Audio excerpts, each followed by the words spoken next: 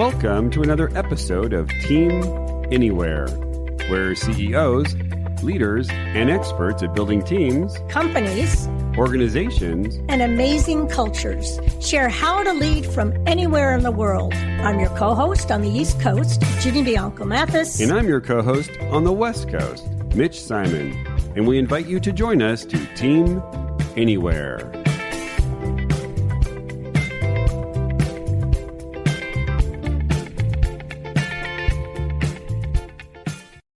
Tired of taking notes during a Zoom call? What if someone else took notes, highlighted the most important parts, and pulled out the most pertinent audio clips at the touch of a button? Today, we interview Richard White, the founder of the first most popular application in the Zoom App Store. As soon as you find out about Fathom, you'll never take notes in a meeting again. Hello and welcome to our episode of Team Anywhere. I'm your co-host on the West Coast, Mitch Simon. And on the East Coast, we have our incredible, wonderful, amazing co-host, Dr. Virginia Bianco Mathis. Ginny, how are you today? Oh, I am fabulous. Fabulous. Thanks. Today on the podcast, we have Richard White, the founder and CEO of Fathom, a free app and an incredible app that I started using yesterday. It records, transcribes, highlights your Zoom calls so you can focus on the conversation instead of taking notes. Fathom is the second most popular application in the Zoom App Store and is one of a small handful of companies that Zoom has invested in directly. And we all know we've been spending all of our money to Zoom, and now that went to Richard. So that's really great. So, hey, Richard, before we get into your story, what has surprised you the most over the last 2 years? I mean, it's been a pretty surprising 2 years, so it's a high bar. What surprised me the most over the last 2 years? So this is my kind of like second startup. And so I think everything is a little bit surprising the second time around in terms of how quickly we can move when we kind of know how to play the game because we've played this before. And I have to use like this video game analogy. I feel like startups are like playing this big video game.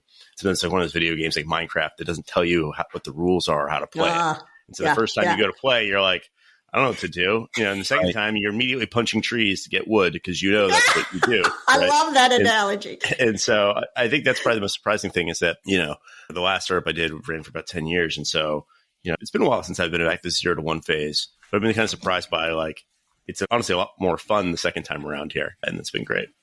That's right. You know where the trees are. So tell us a little bit about your background and then go into your philosophy around remote work, because obviously, at least this startup is all around remote work. Yeah. So my background is computer science. I'm actually originally from North Carolina, studied computer science. Early on in my career, went to work with one of the first Y Combinator companies. And Y Combinator is now a pretty famous kind of like seed funding organization. They funded things like Stripe and Airbnb and Twitch and stuff like that. But back then, they weren't really well known. And that's how I really kind of broke into, I think, this really cool group of entrepreneurs. Moved out to California about 15 years ago, started my last company, User Voice. And that company actually started off being remote. And I think my first YC company, I worked half remote. So almost every company I've worked for in the last 15 years, there's been some hybrid or full remote kind of experience. And so User Voice started off as remote. We were remote for the first year. And then we put an office in San Francisco and then we put another office in North Carolina. And then I spent most of my life shuttling between these two offices. And so when we started Fathom, kind of right deep in the beginning of the pandemic in about September of 2020. So there really wasn't a choice to have an office right at that point.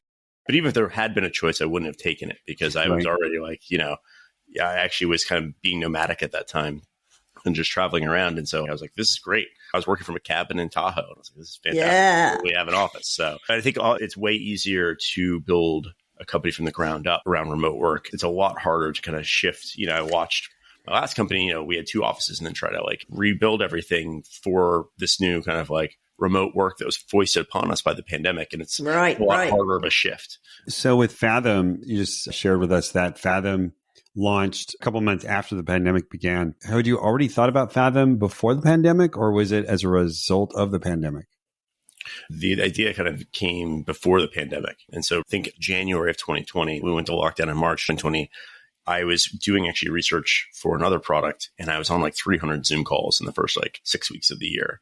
And I love these kind of calls. I love getting in there and kind of putting my detective hat and figuring out like what pain points do they have? How do we solve them? What I don't love about those calls is like hurriedly trying to like type out notes while I'm talking to someone and then like trying to clean up those notes right after the call. I always joke I'm single threaded. So if I'm typing, I'm not talking. And if I'm talking, I'm not typing. Right. So it's really awkward for all involved where I'm just like, hold on, I need to write that down. So there's so many amazing insights and nuggets, got turned into like one-liners in my notes.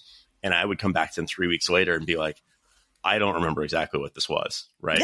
And, Yes. And I would spend a lot of time taking notes and I'd still have that experience. And then even worse is I would spend, I'm on all these calls, not just for my own edification, but to come up with insights and learnings to share with our team and say, hey, look, I did all these calls. Here's what I learned. And when I go back to the team and say, here's my 3 bullet points of what I've learned, people just be like, okay. And like something was really lost in translation. And that was kind of genesis for Fathom, was something that helps me so I can just have a conversation and not try to take notes, but also something that allows other people to have the same experience I had firsthand on the call. And so I actually did an experiment where, instead of me sharing my 3 bullet points with my team, I was like, here's 3 30-second clips of people getting excited or frustrated about what, we've been building. And it was just game changing. All of a sudden you saw the engineers get way more motivated. You saw everyone lean in and be like, oh my gosh, because they had the same experience I had, right? Like humans, we are emotional creatures, right? And the reason is the first experience you had is, I think, what a lot of companies who thought, oh, okay, now remote, the ones who had to make the shift would say, all right, I'll just share with you the highlights, which was a common thing to do in the face-to-face world. I had this conversation. Here are the notes. Here are the bullets. Here's the summary. And they just were taking those old ways of behavior and plopping them in. And of course, they fell flat. I love what you just said. No, you didn't share the transcript, which you could have done, but you took the most exciting highlights. And then your platform allows you to do that easily. Whoa, there's your customer reaction right there. I'm just thinking about how, first of all, I'm blown away by that idea, by the way.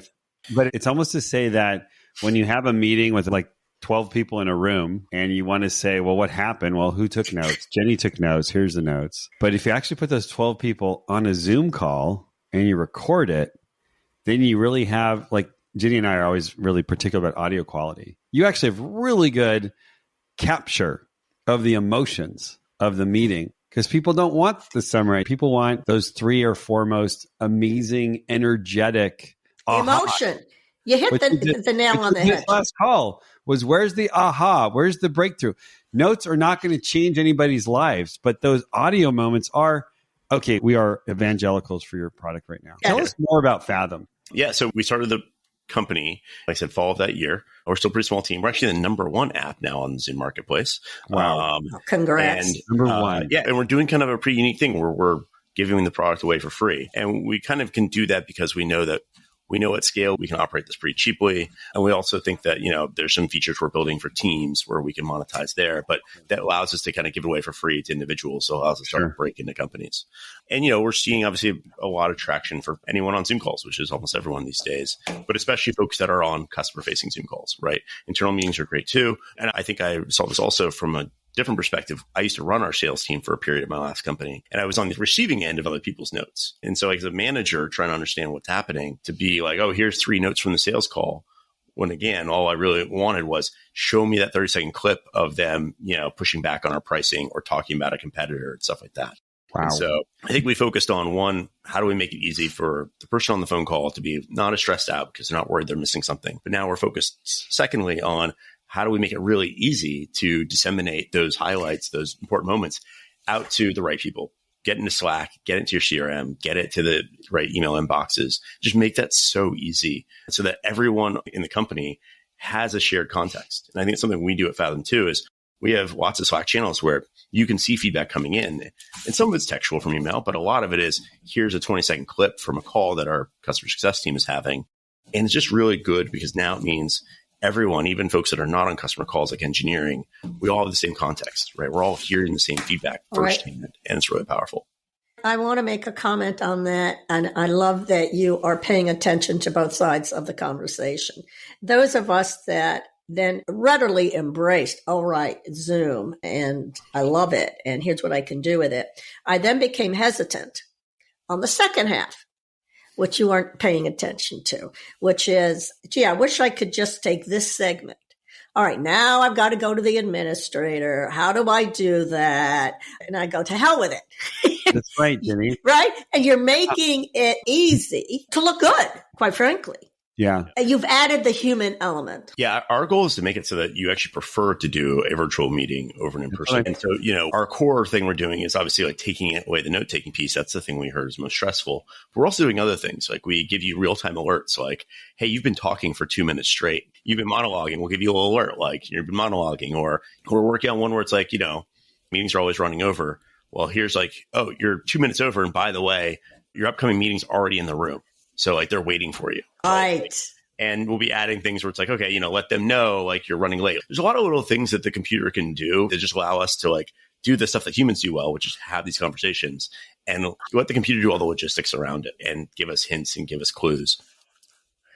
I know you can't share secrets. However, you are thinking ahead about some stuff you might do with teams. Could you give me just an idea? We had the CIA guy, and he shared us secrets. So we want some secrets from you as well. It's a good question. I don't think it's anything that you would find too surprising, right? Again, it's basically like routing, right? How do we make sure we route and find these moments that matter, right? In different groups, people care about different things, right? Like we often find that someone in marketing wants to hear about all the like excited customer moments. We hear that the CEO wants to hear about product feedback. The VP of sales wants to hear about competitors. Different people want to hear different things. And okay. How do we make it really easy for you to kind of subscribe to that feed of things? The thing we have found is that recording calls is not new, right? Like we've been recording calls for a couple of years. Most of the problem is that like those recordings aren't very accessible and no one has the time to go watch. I ran our sales team.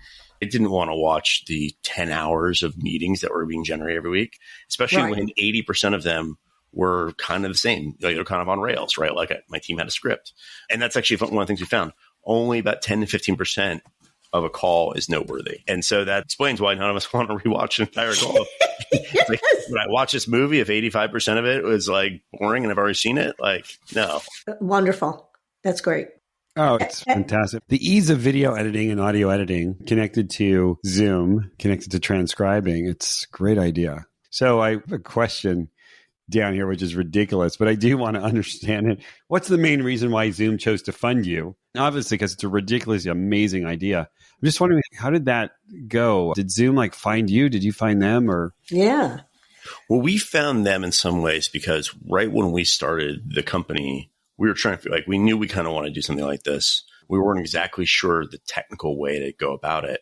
And we started going down this one path. And then Zoom announced that they were building out this whole new kind of like plug-in architecture for Zoom.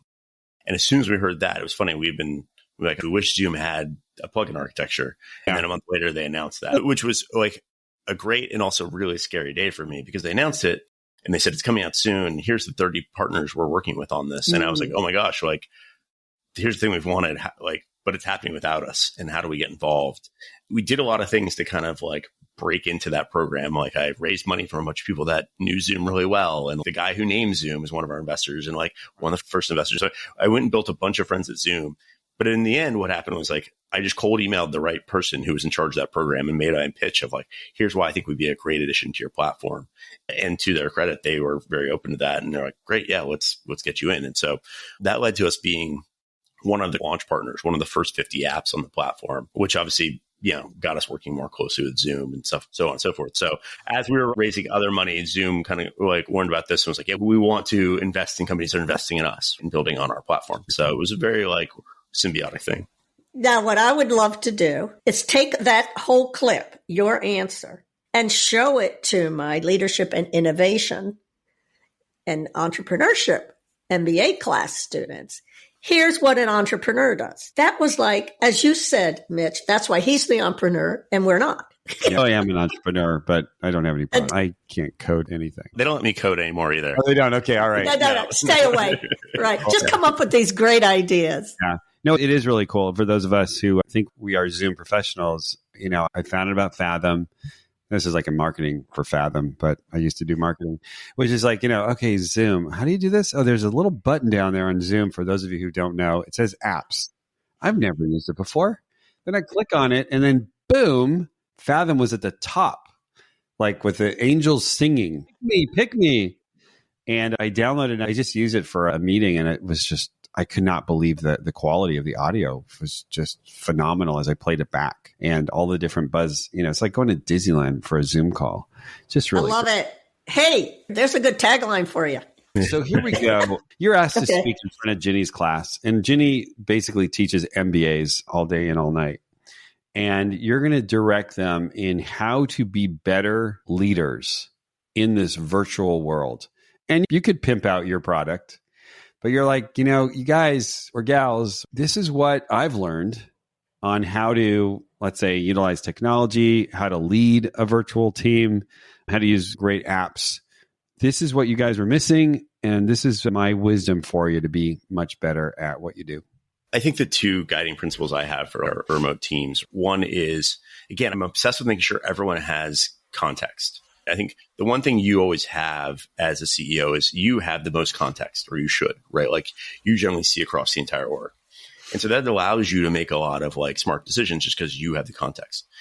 Now, if you want to empower other people to make good decisions, you need them to have the same, maybe not the exact same level of context, but you need to like figure out how you can give people almost the same level of context you do. And so some of that is coming up with processes, typically asynchronous processes, right? Like the ones I was mentioning about how we get, highlights from the front end from our customer calls in front of engineers. Other part is like, how do we get the roadmap in front of what's happening, like in front of customer success people? So there's a lot of what I think about every day is like, what are the new kind of like ambient asynchronous communications we can be doing to just make sure everyone kind of is on the same page. And it's a constant tuning process because you'll set up some new feed, like, okay, here's the new roadmap items or something out of a tool. And then you'll come up with some other thing, and then you'll like cut the other thing because there's like a finite amount of like capacity for people to like pick up on things, right? And so I feel like we have very few meetings, and we constantly ask like, we have only 2 standing meetings a week, and we often ask like every couple of months, is this meeting still serving us? Does it need to change? I make sure the meetings are generally for discussion, not for content delivery. Content delivery should happen asynchronously. It should ideally happen in a Slack channel or for email. And then constantly be thinking about, are our asynchronous content feeds serving us? Or, we had a channel in the early days that showed us every step someone took in the sign-up process, right? Oh, they're at this step. Now they're at this step. Now that worked well about 12 months ago. Now we have way too high volume, so it no longer works, but it served us in that period and helped in that onboarding process. So I feel like as the company's growing up, you're constantly building up some infrastructure to share information and then tearing it down once it's no longer useful. And I think the 2 mistakes I see a lot are over-reliance on synchronous communication as opposed to asynchronous communication. And this is what in-person companies tend to do, is they tend to just put everyone in meetings. In-person companies tend to undervalue the like water cooler ambient awareness. Like a lot of ways in-person companies get this kind of context is people just overhear someone on the phone or talking to someone else or at the lunch table. So you have to be much more intentional about creating those streams. So like over-reliance on meetings as opposed to asynchronous communication, and then not revisiting these things, right? Like we set up this meeting, and then we've always had this meeting, so we're going to keep always having this meeting. And honestly, I've found that we almost change our entire meeting structure like every 3 to 6 months. And so I think those are the 2 things I would say are really important. Make sure everyone knows why they're doing what they're doing. Now I'm going to put you in the mode of being a team member. So you're not the team leader. And so now I'm in a meeting. I don't need to take notes anymore because that's done for me in a much better way than I'm even going to take the notes. What are the things I really should be paying attention to now that I'm basically having more meetings that are scripted for me and are more virtual?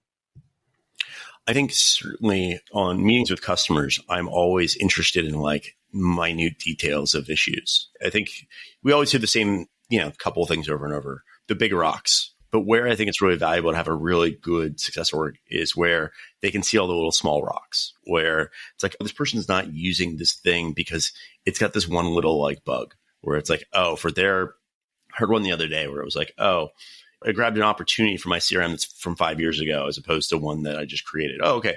Like that level of like detail is what I think it's that last mile of product that really separates most products these days. There's a lot of people that can go build some tool that does like recording and transcription. Like that's kind of commoditized. It's putting it all together in a way that like works really well in all the situations. And so I'm always trying to tell my team, like, I care a lot about getting the little things right. So if you hear any place where we've gotten the little thing wrong, I really want to hear about that. I want to hear about that more than the thing we hear, the top 5 list, right? I mean, we kind of know the top 5 list. It's the little things that are going to make people happy. And then on internal meetings, I think the constant challenge is how do you get out of groupthink, right? How do you empower people to feel bold enough to challenge the status quo, right? Like, I think one thing I learned in my last company is it's easy in the leadership seat to forget how much like weight your voice carries. And even things that you say something flippantly, or you just kind of like, because, we get used to just throwing out, making decisions very quickly. They all of a sudden become like ensconced as canon, right? And yes, right. My last company, I remember, I ran it for 10 years. It's a long time. And I wrote code in the beginning. And I remember near the end of my tenure there, seeing some decisions that I knew that we just kind of made over a beer 5-6 years earlier that were just kind of flippant, not informed by any data. All of a sudden, we're become canonized and we're sacrosanct. And it's like, well, we can't change that. That's core to what the product does. And I was like, guys, like, no, we just rolled the dice on this 6 years ago. We just made that up. We just made that up, right? And so, I think empowering the team to, I think we had a value at the last company, which is like nothing is immutable, which is a very like techie way of saying like nothing is unchangeable, right? Like challenge status quo, challenge our existing assumptions. And I think that's the other thing is like really empowering folks, not in leadership, to feel comfortable raising their hands. And one part of that is culture. And the other part of that is like mechanism. So we always had a fully anonymous way you could suggest something, because speaking truth to power is scary, especially in small teams. And so making sure you've got a way to do that.